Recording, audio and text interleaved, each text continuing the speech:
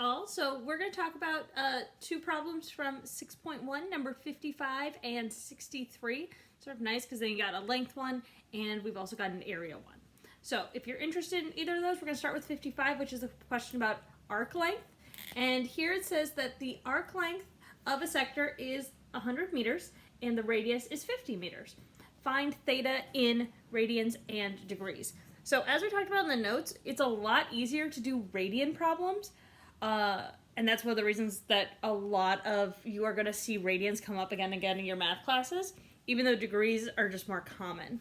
So I'm going to start with radians because if you remember from the notes, arc length is equal to just the degrees times r in radians, as long as we're in radians. So I'm going to do that first. So I'm just going to plug this in.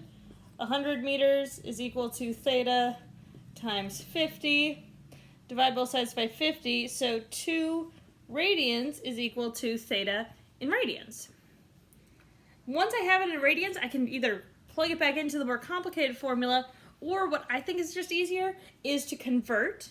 So if you remember, we've got 2 radians here, and I want to convert, so put it over 1, and I cancel out pi radians, multiply it by 180 degrees. Then we have our conversion factor, radians cancel out. 2 times 180 over pi, so that's 360 degrees over pi, which would be the exact form.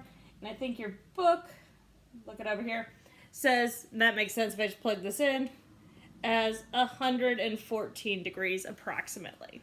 So I think it's easier to just find this and then convert versus finding it using 2 separate functions.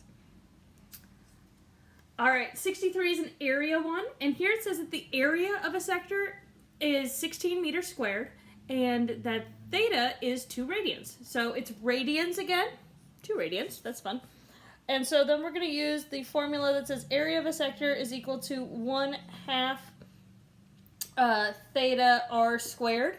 You could also use the proportion, which is theta over 2 pi is equal to area over pi r squared. This is just the cross-multiplied solved version.